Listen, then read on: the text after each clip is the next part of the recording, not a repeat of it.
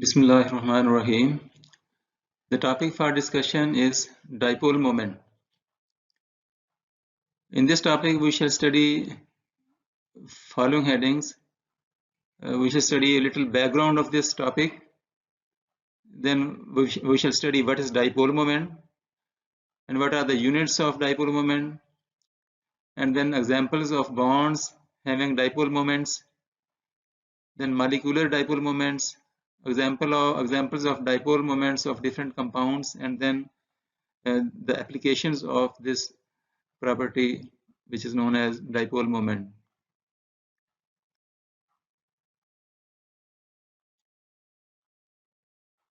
As you know that you have already studied about different types of chemical bonds, in which you have studied ionic bonds, and you have also studied covalent bonds. So covalent bonds are produced by mutual sharing of electrons between different atoms to produce molecules. And if the two atoms share one pair of electrons, then the covalent bond is known as single covalent bond. If they share two electron pairs, then the bond is known as double covalent bond, and then similarly a triple covalent bond is also known. Besides this multiplicity of the bonds, there is another property of the covalent bond which is known as polarity of the bond. Because with respect to polarity, covalent bonds are of two types. Some are polar covalent bonds and the others are non-polar covalent bonds. As you can see here, that these molecules are produced by formation of covalent bonds between two similar atoms, between two identical atoms. So there will be no difference of electronegativity between the two atoms. Two atoms will have same electronegativity, and therefore the mutual shared electron pair will be attracted equally on both sides. But in case of this molecule in HCl, the covalent bond is produced between two different atoms, and you know that every element has its own electronegativity. They have different electronegativities. So hydrogen has electronegativity which is far less than chlorine. Chlorine has higher electronegativity. So the chlorine atom will attract the shared pair more as compared to hydrogen. Therefore, chlorine will carry a partial negative charge. It is not a full charge, it is a partial charge. Therefore, we write a letter delta over here, which symbol is written here as delta, which shows that it is not a complete negative charge, it is partial negative charge. And similarly, on hydrogen atom, there is a partial positive charge. And you can see over here as well, it is HBr. It also carries partial charges because the both atoms are different and they have different electronegativities. Similarly, it is HF molecule. It is also containing partial charges. Partial negative charge is always on that atom which has higher electronegativity than the other atom. So these molecules have partial charges on their both ends. So such molecules are known as polar molecules. Similarly, if the molecule contains more than two atoms, like these examples, they will also carry partial charges. Partial negative charge will be on higher electronegative atom, and the other atom which is having lower electronegativity, that will carry a partial positive charge. There are some more examples of molecules containing more than 3 atoms. This molecule contains 5 atoms in all, CCl4. This is CH3Cl, CH4, Similarly, water molecule, similarly boron trifluoride. So if you see these molecules which are polar in nature, they have partial negative charge on one atom and the other atom is partially positively charged. HCl is also polar, HBr is also polar, HF is also polar in nature, but the extent of polarity is different. H और Cl की जो electronegativity है, ये इसका difference जो है वो इस HBr के इलेक्ट्रोनेगेटिविटी के डिफरेंस से मुख्तलिफ है। H और F के दरमियान जो इलेक्ट्रोनेगेटिविटी का डिफरेंस है वो इनसे मुख्तलिफ है। तो जितना इलेक्ट्रोनेगेटिविटी का फर्क ज्यादा होगा उतना ये positive negative charges, partial positive और पार्शियल नेगेटिव चार्जेस की मिकदार भी ज्यादा और कम होगी। अब ये बांड जो है ये भी पोलर है, HBr का बांड भी पोलर है, HF का बांड भी पोलर है, इधर H और O का बांड पोलर है, ठीक है ना। अब ये पोलैरिटी किस हद तक है और ये जो चार्जेस, पार्शियल चार्जेस प्रोड्यूस होते हैं एक एंड के ऊपर, ये किस हद तक होते हैं, इनकी मिकदार कितनी है, ठीक है ना। तो इसकी क्वांटिटेटिव मेजरमेंट हम करते हैं with this property which is known as dipole moment. तो डाइपोल मोमेंट हमें ये बताता है कि मॉलिक्यूल जो है वो किस हद तक पोलर है। बाज़ बात ऐसे भी मॉलिक्यूल आप देखेंगे कि जिनमें बांड तो पोलर हैं लेकिन मॉलिक्यूल एज ए होल वो नॉन पोलर है। मिसाल के तौर पर ये कार्बन डाइऑक्साइड का मॉलिक्यूल है, इसमें C और O के दो बांड्स हैं, एक बांड इधर है एक दूसरी तरफ है। तो ये बांड जो है ये भी दो मुख्तलिफ एटमों के दरमियान बना हुआ है, लिहाजा यहाँ भी एक तरफ पार्शियल नेगेटिव चार्ज है और एक तरफ पार्शियल पॉजिटिव चार्ज है। तो जब भी एक बांड, कोवेलेंट बांड जो है दो मुख्तलिफ एटमों में बना होगा तो लाजमी तौर पर उनकी इलेक्ट्रोनेगेटिविटी में फर्क होगा, यानी इलेक्ट्रॉन खींचने की पावर में फर्क होगा। तो जब इलेक्ट्रॉन खींचने की पावर जिसको हम इलेक्ट्रोनेगेटिविटी कहते हैं उसमें फर्क होगा तो लाजमी तौर पर एक तरफ इलेक्ट्रॉन ज्यादा रहेंगे एक तरफ कम रहेंगे, बांड पोलर होगा।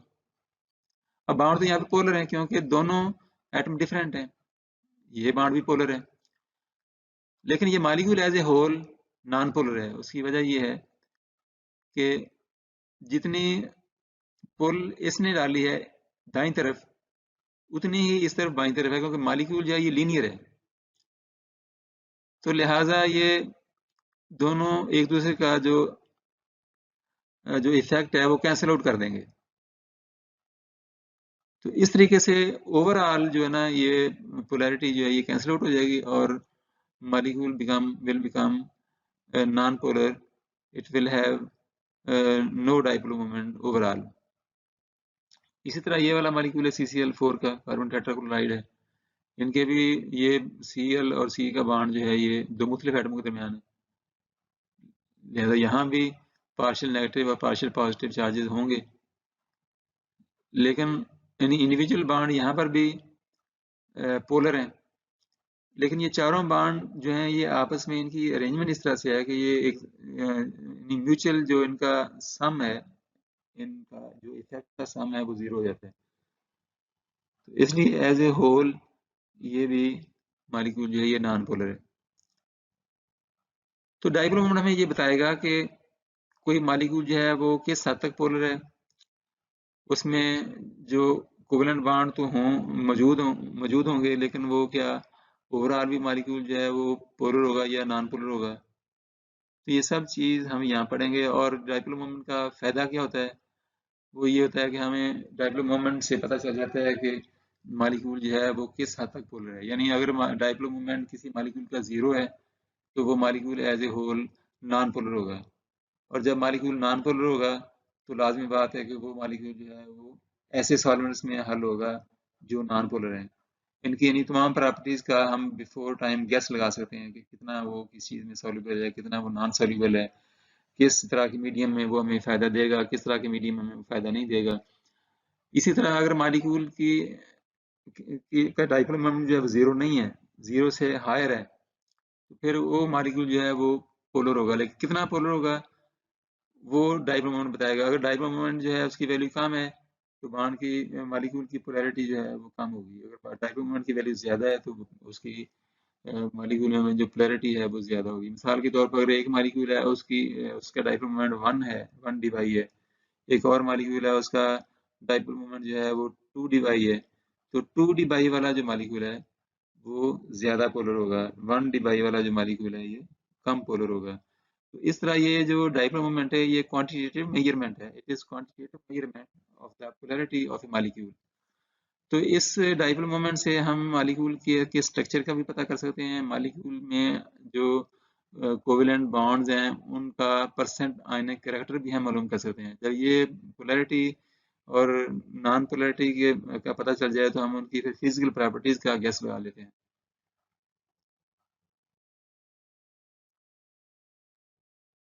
डाइपोल मोमेंट की यहाँ डेफिनेशन हम पढ़ते हैं। डाइपोल मोमेंट जो है it is the product of the magnitude of electrical charge and the distance separating charges of equal magnitude and opposite sign। जैसे हमने पीछे पढ़ा कि अगर मॉलिक्यूल दो डिफरेंट एटमों के दरमियान बना हुआ है तो एक एंड उसका पॉजिटिव होगा, पार्शियल पॉजिटिव होगा, दूसरा एंड पार्शियल नेगेटिव होगा। तो इस को यहाँ डायग्राम से यूं ज़ाहिर किया गया है कि ये एंड जो है मॉलिक्यूल का, ये एटम जो है इसका पार्शियल पॉजिटिव चार्ज है और चार्ज को क्यू से ज़ाहिर किया गया है। इतना ही चार्ज जो है वो दूसरे एटम पर होगा लेकिन उसका साइन मुख्तलिफ होगा। यानी ये दोनों चार्जेस जो हैं क्वांटिटी में इक्वल होंगे लेकिन साइन के लिहाज से मुख्तलिफ होंगे। और ये जो आर है ये इन दोनों के दरमियान, न्यूक्लियाई के दरमियान डिस्टेंस है, inter nuclear distance between these two atom. तो डाइपोल मोमेंट जिसको हम म्यू से जाहिर करते हैं, it is equal to the product of these two quantities q और into r. R is the internuclear distance and Q is the amount of charge, magnitude of charge on the atom। और ये है कि ये जो dipole moment है ये एक वेक्टर क्वांटिटी है।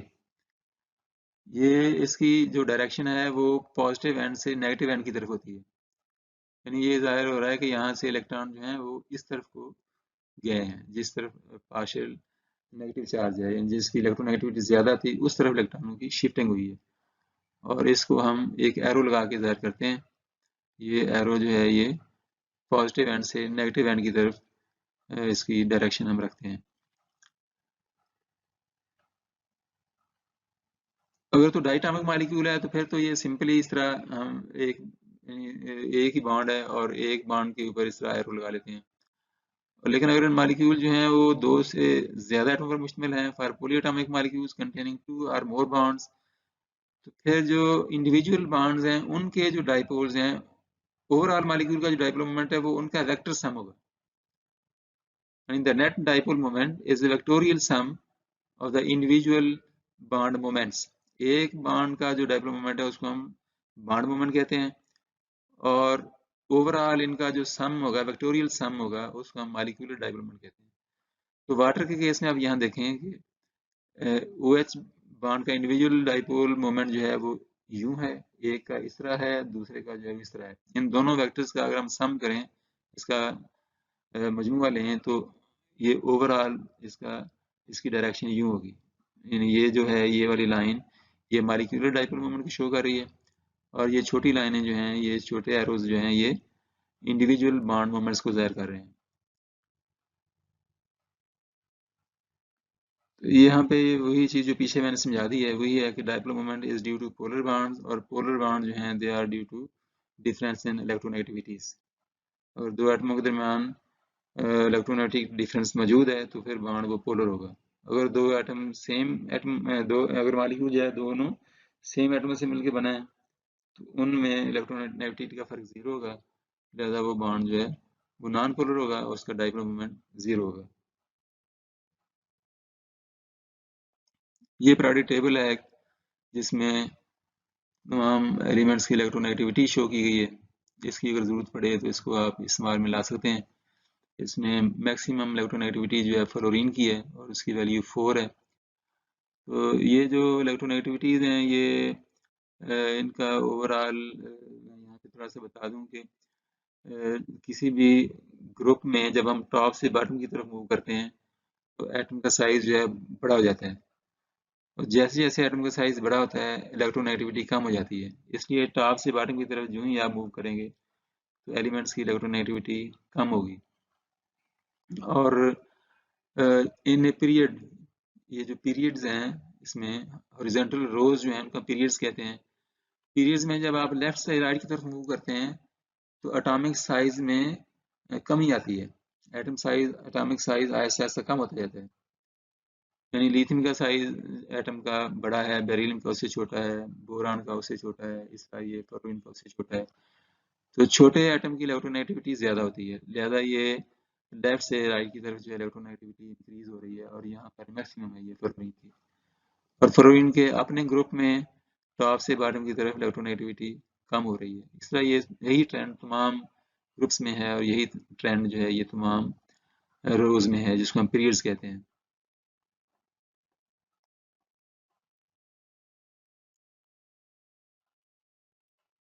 तो डाइपोल मोमेंट की जिस तरह हमने पीछे इक्वेशन पढ़ी है कि it is equal to charge into distance.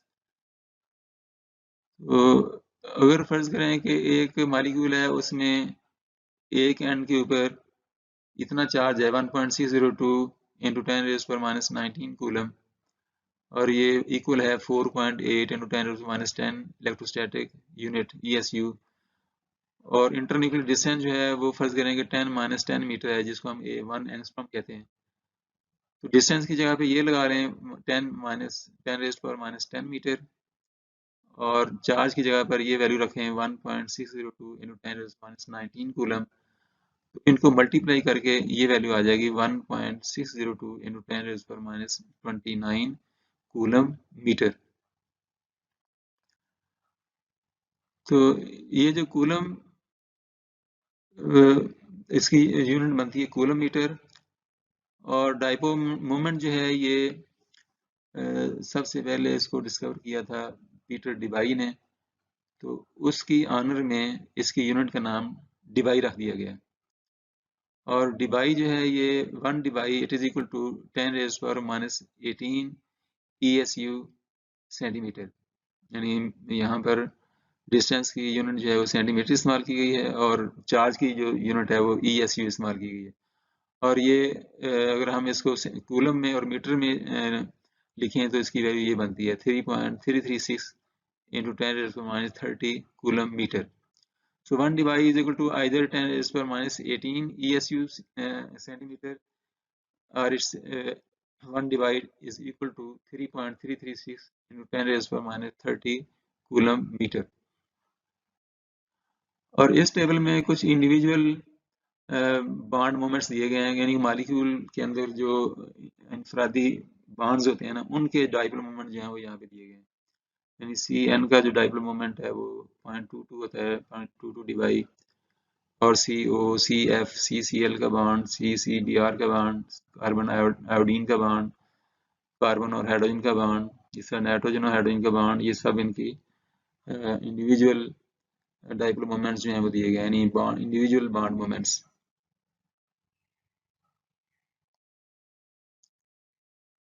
तो पिछले टेबल में आपने जो वैल्यूज देखी हैं वो इंडिविजुअल डाइपोल मोमेंट्स हैं बॉन्ड्स की। और अब यहाँ पे हम थोड़ी सी डिस्कशन करते हैं मॉलिक्यूलर डाइपोल मोमेंट्स की, यानी मॉलिक्यूल का ओवरऑल डाइपोल मोमेंट।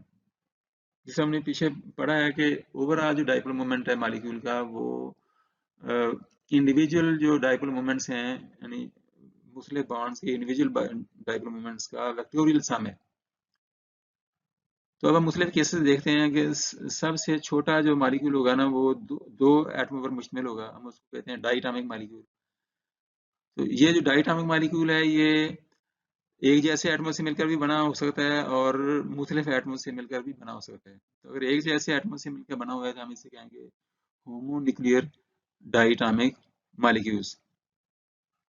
तो जिस तरह अभी हमने पीछे पढ़ा है कि अगर दो सेम एटमों के दरमियान बॉन्ड बन के मॉलिक्यूल बना हुआ है तो चूंकि दोनों एटमों की इलेक्ट्रोनेगेटिविटी एक जैसी होगी, लिहाजा यहाँ पर पार्शियल नेगेटिव और पार्शियल पॉजिटिव चार्जेस प्रोड्यूस नहीं होंगे किसी एंड के ऊपर, लिहाजा बॉन्ड जो है वो नॉन पोलर होगा। जब बॉन्ड नॉन पोलर होगा तो मॉलिक्यूल का डाइपोल मोमेंट जीरो होगा। इसलिए होमोन्यूक्लियर डायटोमिक मॉलिक्यूल्स का डाइपोल मोमेंट 0 होता है, ठीक है ना।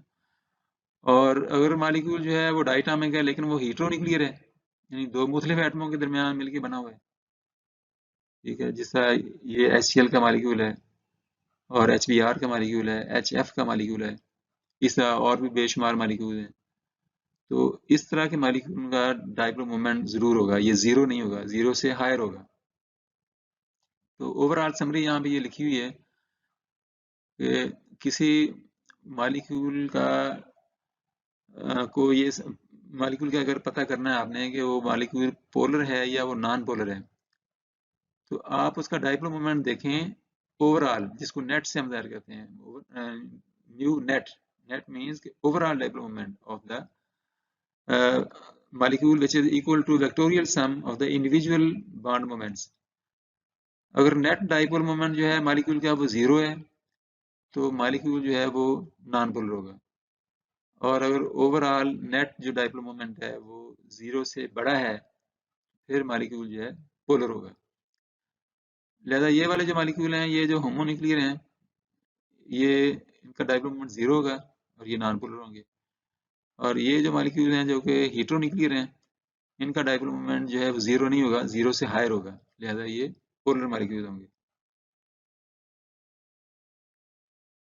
इस स्लाइड में पॉलीएटॉमिक मॉलिक्यूल्स के बारे में डिस्कशन की गई है, जो ऐसे मॉलिक्यूल जो दो एटमों से ज्यादा पर मुश्तमिल होते हैं, जिस तरह ये 3 एटम पर मुश्तमिल मॉलिक्यूल हैं कुछ, जिस तरह सल्फर डाइऑक्साइड में से इसमें टोटल 3 एटम हैं, कार्बन डाइऑक्साइड में 3 एटम हैं, बोरान ट्राइफ्लोराइड है, इस तरह ये वाला मॉलिक्यूल है CH3Cl का, इसमें टोटल 5 मॉलिक्यूल हैं, 5 एटम्स हैं, सॉरी। CCl4 में भी 5 एटम हैं, इस तरह ये अमोनिया के अंदर टोटल 4 एटम हैं। तो पॉलीएटॉमिक मॉलिक्यूल्स में हम ये पहले देखेंगे कि मॉलिक्यूल जो है ये पॉलीएटॉमिक मॉलिक्यूल्स में हम ये देखेंगे कि अगर मॉलिक्यूल जो है वो सिमेट्रिकल है और उसमें लोन पेयर ऑफ इलेक्ट्रॉन्स नहीं है, फिर ऐसा मॉलिक्यूल जो है वो नॉन पोलर होगा, उसका ओवरऑल डाइपोल मोमेंट जो है जीरो होगा।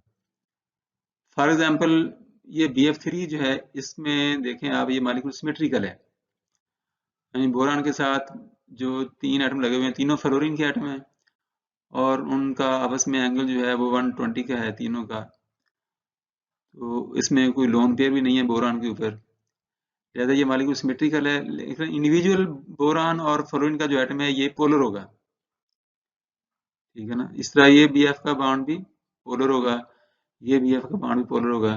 तो इंडिविजुअल बॉन्ड मोमेंट्स यहाँ पे एग्जिस्ट करते हैं, लेकिन इन तीनों का वेक्टोरियल सम जो है वो जीरो हो जाता है, लिहाजा ये मॉलिक्यूल जो है ओवरऑल नॉन पोलर है। इसी तरह ये कार्बन डाइऑक्साइड का मॉलिक्यूल है, इसमें भी ये मॉलिक्यूल सिमेट्रिकल है, लीनियर है, और कार्बन के ऊपर बॉन्ड बनाने के बाद कोई लोन पेयर बाकी नहीं बचता, लिहाजा यहाँ पर भी ये इंडिविजुअल बॉन्ड मोमेंट्स तो हैं। इंडिविजुअल बॉन्ड मोमेंट, इसका डाइपोल मोमेंट इस तरह है कि पॉजिटिव से नेगेटिव की तरफ इस डायरेक्शन में होगा, और इसका डाइपोल मोमेंट जो है वो इस तरफ होगा, और ओवरऑल इसका जो सम है वो जीरो हो जाएगा, क्योंकि ये लेफ्ट की तरफ है और ये एक लेफ्ट की तरफ है और एक राइट की तरफ। तो एंगल 180 का है, लिहाजा टोटल सम जो है that will be equal to zero. So carbon dioxide molecule is non polar in nature because it has net dipole moment zero. लेकिन इसके मुकाबले में ये सल्फर डाइऑक्साइड SO2 जो है, ये भी, इसमें 3 ही एटम है, जिस तरह CO2 में 3 एटम है, इसी तरह यहाँ पर भी 3 ही एटम है टोटल। लेकिन सल्फर के ऊपर ये बॉन्ड बनाने के बाद एक लोन पेयर बचा होता है, इस लोन पेयर की वजह से ये मॉलिक्यूल लीनियर नहीं रहता, it is not linear, it is angular. और इंडिविजुअल जो डाइपोल मोमेंट्स हैं वो फिर एक दूसरे को कैंसिल आउट नहीं करते, और उनका एक नेट जो डाइपोल मोमेंट है वो बाकी बचेगा। लिहाजा this molecule will contain a dipole moment which must be greater than zero, और उसकी कोई वैल्यू होगी, और ये मॉलिक्यूल पोलर होगा। इस तरह ये जो CCl4 का मॉलिक्यूल है, ये इसमें टोटल 5 एटम्स हैं, इसमें सेंट्रल एटम कार्बन का है, और कार्बन के साथ चारों बाकी एटम सेम लगे हुए हैं जो क्लोरीन है। यहाँ भी इंडिविजुअल जो बॉन्ड्स हैं they are polar in nature, लेकिन इन चारों की अरेंजमेंट आपस में इस तरह से है कि ये एक दूसरे का असर जो है उसको कैंसिल आउट कर देते हैं, और नेट जो डायपोल मोमेंट है यानी mu net, it is equal to 0। So this molecule is non polar. अब CH3Cl के केस में C और Cl का जो बॉन्ड है ये पोलर है। CH का बॉन्ड जो है ये भी पोलर है, लेकिन ये बहुत कम पोलैरिटी है उसकी। इस CH के बॉन्ड की भी बहुत कम पोलैरिटी है एज कम्पेयर टू CCl। ये वाला जो CH बॉन्ड है इसकी पोलैरिटी भी कम है as compare to this CCl bond. So the overall vectorial sum of all the dipole moments does not become equal to 0. It will be greater than 0. Therefore, this molecule will be polar in nature. It will be polar molecule. Similarly, as you can see over here that this is ammonia molecule. Ammonia में nitrogen के साथ 3 hydrogen मिली हुई हैं, और 3 hydrogen के बाद मजीद एक lone pair भी बचा हुआ है साथ। ये एक लोन पेयर है और इसको अम्ब्रेला शेप मॉलिक्यूल कहते हैं। इस मॉलिक्यूल में भी ये है तो सिमेट्रिकल, यानी 3 हाइड्रोजन सेम लगी हुई हैं, लेकिन चूंकि एक लोन पेयर है इसलिए ये मॉलिक्यूल जो है ये टेट्राहेड्रल नहीं है।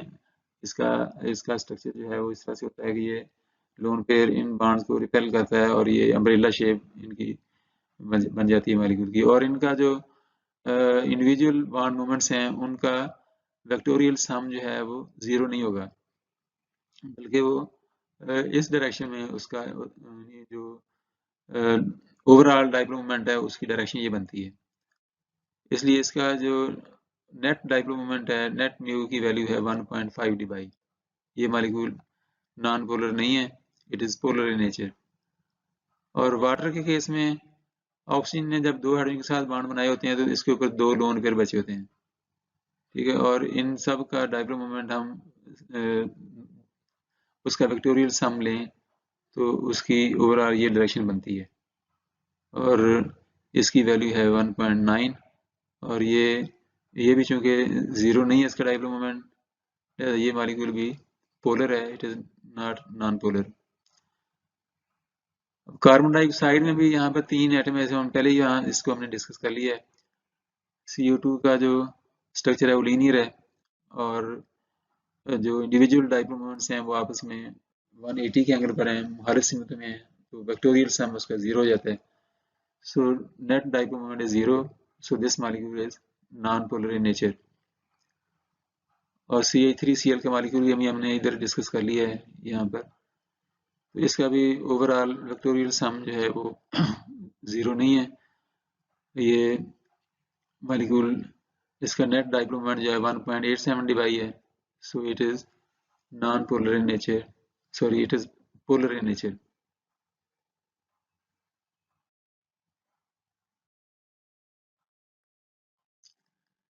तो इस टेबल में ओवरऑल कुछ डायपोल मोमेंट्स दिए गए हैं मॉलिक्यूलों के, और आप यहाँ देखेंगे कि वो मॉलिक्यूल जो सेम एटम से मिलकर बने हैं और डाइटामिक हैं उसका डायपोल मोमेंट 0 है, HCl का 1.03 है, HBr का 0.78 है, और इसी तरह ये बाकी सब की वैल्यूज यहाँ पे दी हुई हैं। CH4 का जो मॉलिक्यूल है ये टेट्राहेड्रल है, और कार्बन के साथ जो चारों एटम हैं वो सेम है CH4, तो इसका डायपोल मोमेंट जो है वो ओवरऑल सम इसका 0 हो जाता है इंडिविजुअल बॉन्ड मोमेंट्स का, तो ये इसका डायपोल मोमेंट ओवरऑल 0 है। इस CCl4 का मॉलिक्यूल भी ऐसी ही प्रॉपर्टी है उसकी। तो यहाँ NH3 के केस में ये है कि यहाँ पर एक लोन पेयर बचता है इनके ऊपर, जिसकी वजह से इसका ओवरऑल सम जो है वो 0 नहीं होता। It has a value of dipole moment which is greater than 0. So this molecule is polar in nature.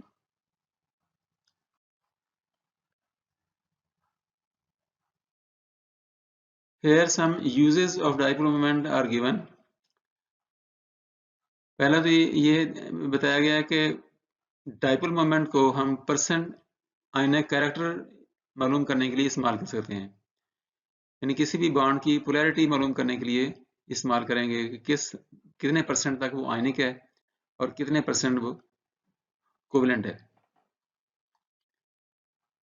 इसके अलावा मॉलिक्यूल की शेप्स हम प्रेडिक्ट कर सकते हैं कि मॉलिक्यूल की ओवरऑल शेप किस तरह की है।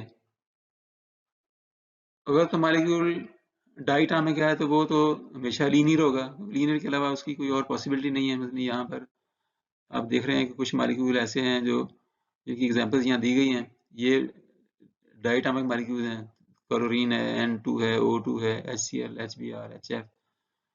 तो ये मॉलिक्यूल खा पोलर हैं या खा ये नॉन पोलर हैं, इनका डाइपोल मोमेंट है या नहीं है, तो शेप इनकी लीनियर ही होगी। जो ट्राई एटॉमिक मॉलिक्यूल्स हैं, जैसा ये लेफ्ट साइड पे कुछ एग्जांपल्स दी गई हैं, तो ट्राई एटॉमिक मॉलिक्यूल में अगर उसका डाइपोल मोमेंट 0 है, फिर वो मॉलिक्यूल लीनियर होगा। जैसा ये आप देखें, ये कार्बन डाइऑक्साइड है और कार्बन डाइसल्फाइड है, CS2 CO2। ये मॉलिक्यूल ऐसे हैं कि इनका नेट डाइपोल मोमेंट 0 है, therefore they will have a linear structure. लेकिन ये देखें, ये SO2, ये H2S और ये वाटर, ये भी ट्राइटॉमिक हैं, लेकिन इनका नेट डाइपोल मोमेंट 0 नहीं है। So they have some value of dipole moment. So triatomic molecules ऐसे जिनका डाइपोल मोमेंट 0 नहीं होता, कुछ ना कुछ उसकी वैल्यू होती है, तो फिर ऐसे मॉलिक्यूल जो हैं लीनियर होने की बजाय they are known as angular in shape. इनकी शेप जो है थोड़ा सा यहाँ पे एंगुलर होगा, क्योंकि ये जो लोन पेयर्स हैं ये रिपेल करते हैं इन बॉन्ड्स पेयर को, तो फिर मॉलिक्यूल जो है वो लीनियर नहीं रहता, बल्कि वो थोड़ा सा एंगुलर हो जाता है। इसी तरह और कुछ मॉलिक्यूल जो है वो टेट्राहीड्रल हैं, टेट्राटॉमिक हैं, जैसा ये BF3 है, BI3 है। तो टेट्राटॉमिक मॉलिक्यूल्स के हैं, अगर उनका डाइपोल मोमेंट 0 है, तो फिर उनका स्ट्रक्चर जो है वो ट्राई एंगुलर प्लेनर होगा, जैसा ये है BF3, BI3। तो जैसे अगले ये मिसालें और हैं, NH3 है, PH3 है, ये भी टेट्राटॉमिक मॉलिक्यूल्स हैं, लेकिन इनका डाइपोल मोमेंट जो है वो 0 नहीं है। उनकी उनकी डाइपोल मोमेंट की वैल्यू 0 से अबव है। तो इस तरह के मॉलिक्यूल का जो स्ट्रक्चर है that is pyramidal in shape. जैसे ये अमोनिया है, तो इस ये भी टेट्राटॉमिक मॉलिक्यूल है, लेकिन नाइट्रोजन के ऊपर एक लोन पेयर बचा होता है, तो ये इसकी शेप को बना देता है pyramidal. Molecules like CH4, CCl4 having zero dipole moment are tetrahedral in structure.